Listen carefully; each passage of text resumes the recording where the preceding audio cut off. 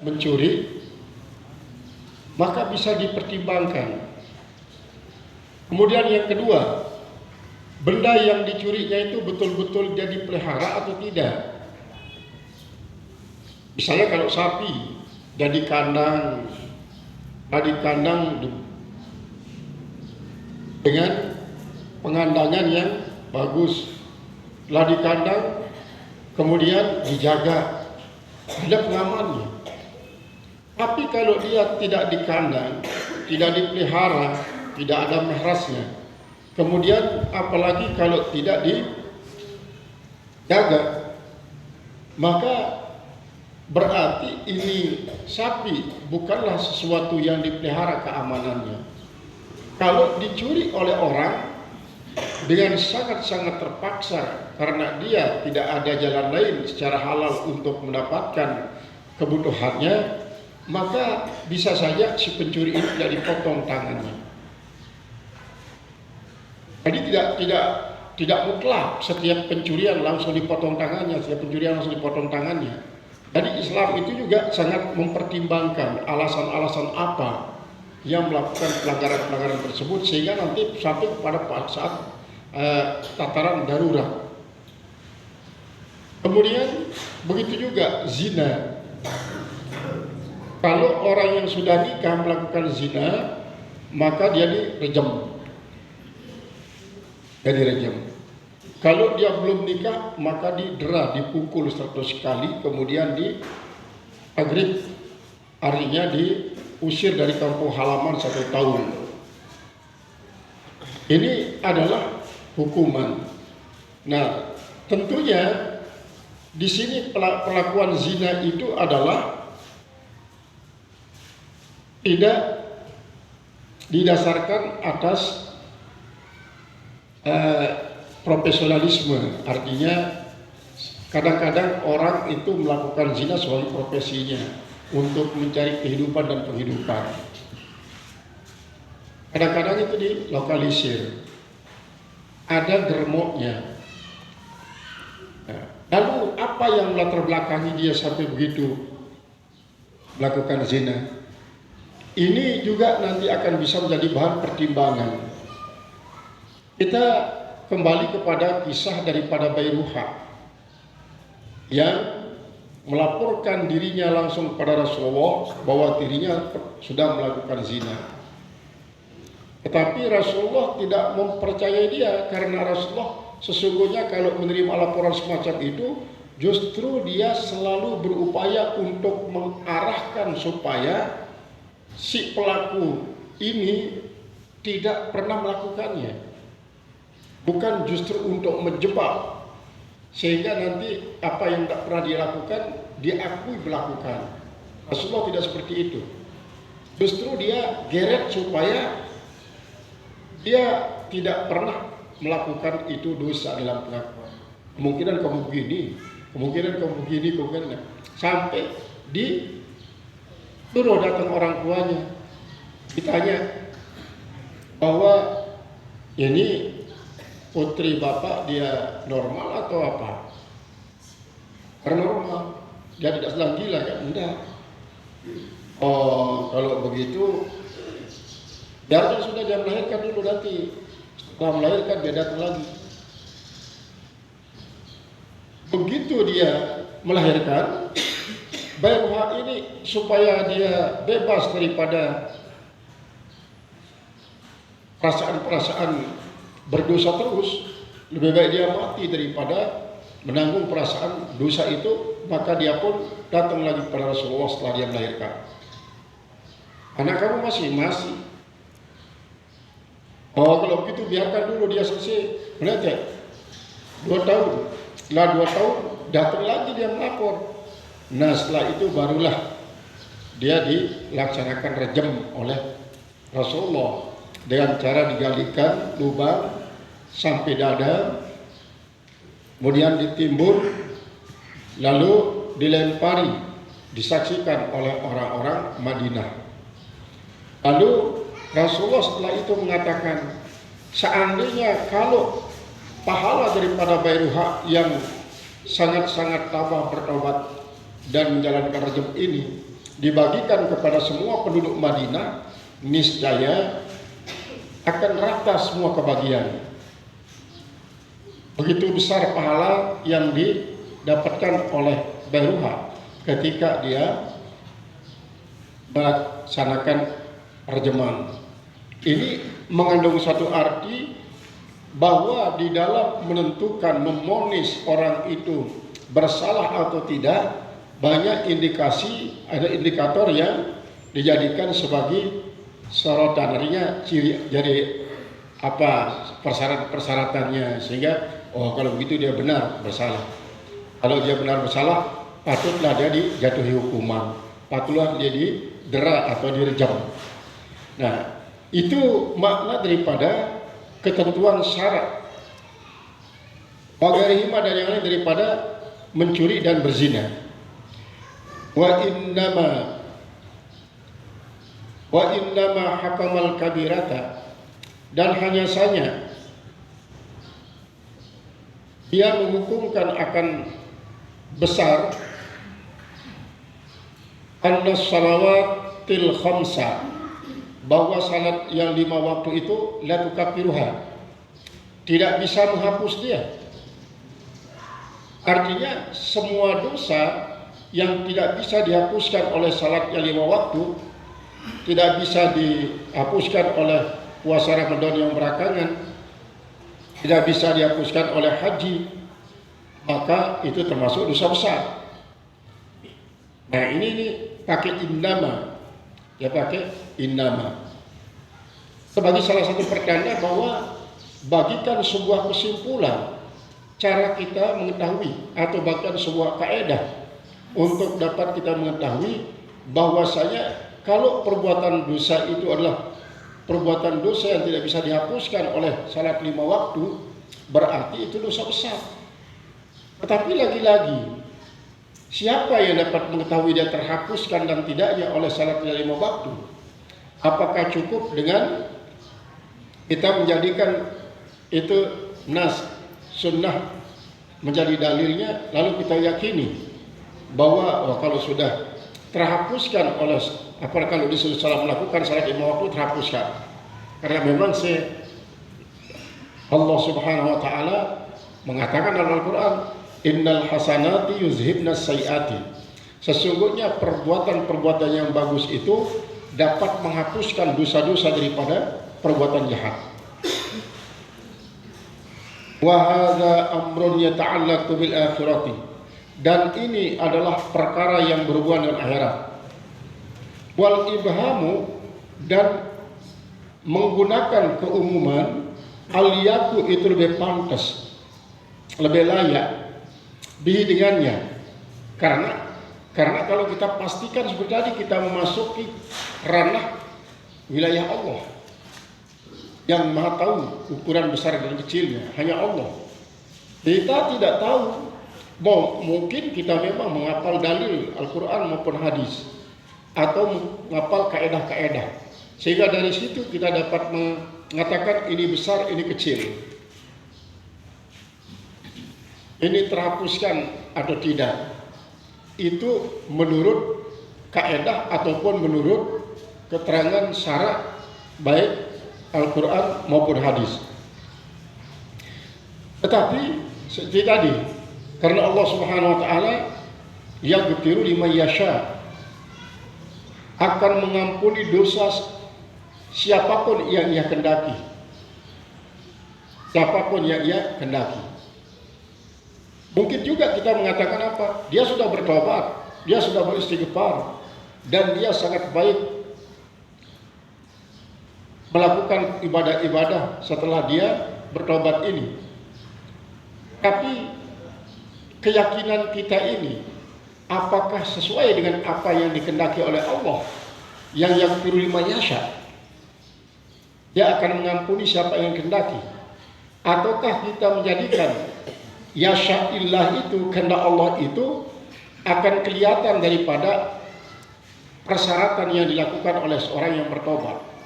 Dia banyak beristighfar, dia banyak bertobat, kemudian banyak melakukan perbuatan-perbuatan yang bagus. Perbuatan yang bagus yang dia lakukan adalah jauh lebih baik daripada sebelum dia bertobat.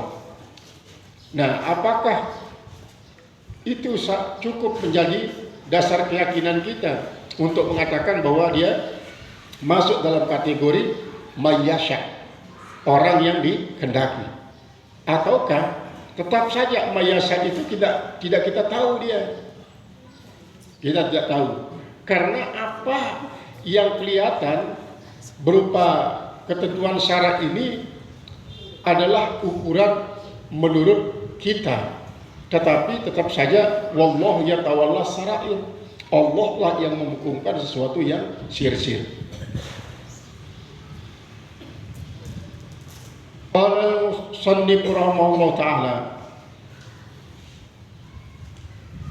wal ibhamu al yaqu bihi hatta yakuna an-nas, dan keumuman itu lebih pantas. Artinya begini, kita lakukan saja hukuman sesuai dengan yang ditentukan oleh syarat. Tentang apakah diampuni sesuai dengan harapan atau tidak, terserah maunya Allah. Karena apa? Asalkan kita lakukan, dia pasti ada pengaruhnya. Apa pengaruhnya? Membuat orang itu menjadi wajar. Nah, itu maksudnya hatta yakunan nasu ala wajalin. Sehingga adalah manusia itu atas perasaan takut dia untuk melakukan seperti itu. Wahadharin, dan waspada. Fala yatajarrauna, maka mereka itu tidak berani alas saghairi, tidak berani atas melakukan yang dosa kecil-kecil. Kenapa? I'timadan alas salawatil khamsi. Tadi fala yatajarrauna alas saghairi i'timadan alas salawatil khamsi, maka dia tidak akan berani melakukan dosa kecil dengan alasan dia berpegang teguh atas salat 5 waktu yang bisa menghapus akan dosa-dosa. Wa kadzalika ijtinabul kaba'ir, dan begitu juga menjauhkan diri daripada dosa besar. Yukaffirus saghaira, dia dapat menghapuskan dosa-dosa kecil. Bimu wujibin, dengan suatu yang wajibkan. Artinya dengan suatu jawaban qaulihi ta'ala, firman Allah Ta'ala, in tajtanibu kaba'ira ma tunhauna, jika kalian menjauhi dosa-dosa besar daripada apa yang kalian dilarang anhu daripadanya, tukaffar ankum sayi'atukum, atau yukaffir atau nukaffir ankum sayi'atikum, niscaya Allah akan mengampuni daripada kalian dosa-dosa kecil kalian. Jadi kabair di sini adalah dosa besar, sayiat itu dosa kecil. Kalau misalnya kan begini, orang melakukan sesuatu dosa besar, dia berawal dari dosa kecil duluan. Orang yang melakukan zina, sebelum dia melakukan zina, dia melihat terlebih dahulu. Setelah itu dia memeluk, kemudian dia mencium, kemudian dia berzina. Ini melihat, mencium, kemudian memeluk, ini termasuk dia sagair. Begitu dia menggebu-gebu untuk melakukan tindak lanjut daripada ketiga yang pengawalnya tadi itu, tapi dia berusaha untuk tidak jatuh kepada yang keempat. Tidak jatuh kepada yang keempat itu. Maka perjuangannya untuk tidak terjerumus kepada yang keempat ini merupakan sebuah perjuangan yang sangat besar. Perjuangan yang sangat sulit untuk tidak terjerumus kepada yang keempat itu. Maka akhirnya dia berhasil tidak terjerumus kepada yang keempat. Dengan demikian dosa yang pertama, kedua, ketiga itu akan terhapus, karena masih dianggap dia bagian yang kecil-kecil. Nah, begitu juga orang yang akan mencuri. Orang yang akan mencuri ini adalah dosa besar. Maka sebelum dia mencuri, dia melakukan persiapan-persiapan. Nah, persiapan-persiapan ini dia akan mendatangkan dosa semuanya. Dia mendatangkan dosa. Misalnya, dia pertama kali mengintip di mana orang itu kira-kira menaruh hartanya. Ini sudah merupakan satu tindakan awal daripada apa yang akan dilakukan berupa pencurian. Kemudian setelah itu dia mungkin pakai sirup supaya orang yang punya barang itu menjadi tidur. Kemudian setelah itu dia mungkin membobol pintu ataupun jendela atau membobol tembok jalan masuknya. Ini termasuk pengawal. Tujuannya adalah mengambil harta orang. Tapi begitu dia selesai melakukan yang 3 ini, tinggal yang keempat adalah mencuri, mengambil barang. Pada saat itulah datang petunjuk dari Allah Subhanahu wa taala. Dia lawan dirinya. Sehingga begitu dia dimenangkan oleh Allah, akhirnya dia tidak jadi mengambil barang orang. Maka dosanya membobol, dosanya membuat pemilik itu si barang tidur, dan yang sebelum-sebelumnya ini adalah termasuk dosa kecil, terhapus dia oleh tidak jadinya melakukan pencurian itu. Itu makna daripada wa in tajtanibu kabairamatun hauna anhu tukaffir ankum sayi'atukum atau nukaffir ankum sayi'atikum. Allah menghapuskan dosa-dosa kalian. Walakin ijtinabul kabirati, tetapi menjauhkan diri daripada dosa besar itu innama yukaffirus sagirata, hanya saja dia dapat menghapuskan dosa kecil. Apa itu? Idza ijtanabaha ma'al qudrati wal iradah, apabila dia menjauhinya bersama adanya kemampuan dan kehendak. Jadi ada kemauan dan ada kemampuan. Jadi dia punya kemampuan untuk melakukan dosa besar itu, dan dia memiliki kemauan. Jadi kemauan ada, kemampuan ada. Kapanpun dia akan melakukan, dia akan bisa melakukannya. Ini mungkin itu yang seringkali diucapkan, kejahatan itu bisa terjadi kalau ada kemauan dan ada kesempatan. Kalau itu kesempatan dia bilang. Kesempatan itu sebenarnya kemampuan. Karena dia punya kemampuan, artinya kesempatan ada, berarti kemampuan. Nah, ini syaratnya, ada kemauan, ada kesempatan, ada kemampuan. Mana misalnya? Kama yatamakkanu min imra'atin, seperti seorang laki-laki yatamakkanu min imra'atin, dia memiliki kemauan terhadap seorang perempuan, wa min muwaqa'atiha, dan daripada akan menzinahinya, ayakuffu nafsahu anil waqa'i, maka dia dapat menahan dirinya daripada jatuh, jatuh berzina. Fayaktasiru an nazrin aw lamsin, maka dia mencukupkan diri daripada memandang saja atau menyentuh saja. Memandang dan menyentuh ini adalah merupakan dosa kecil. Untuk sampai kepada muwaqa'ah. Tetapi begitu dia sudah akan sampai kepada muwaqa'ah ini, maka dia berjuang untuk tidak sampai terjatuh. Maka perjuangannya ini merupakan suatu perbuatan yang berat, merupakan suatu ikhtiar. Itulah termasuk dia dapat pahala, kemudian dapat menghapuskan dosa-dosanya, dosa memandang dan dosa menyentuh itu.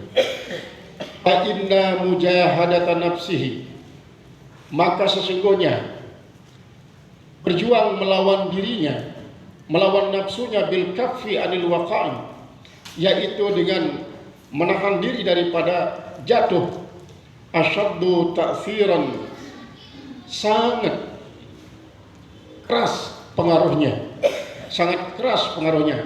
fi tanwiri qalbihi, pada menyinari akan hatinya, min iqdamihi, daripada mendahulukannya, ala nadri fi izlamihi, yaitu atas memandang fi izlami, pada menggelapkannya. Maksudnya memandang, menyentuh, mencium, memeluk, ini adalah membuat hati menjadi gelap. Bagikan asap yang hitam membuat hati itu menjadi gelap, sehingga sinar daripada hati itu tertutupi. Dia tertutup oleh gelapnya ini. Nah, kalau tidak kita usir dia dengan mujahadah, gelap ini akan tetap membuat gelap dalam hati kita. Sampai kita tidak dapat mengetahui secara benar bahwa yang halal itu halal, yang haram itu haram, yang hak itu hak, yang batil itu batil.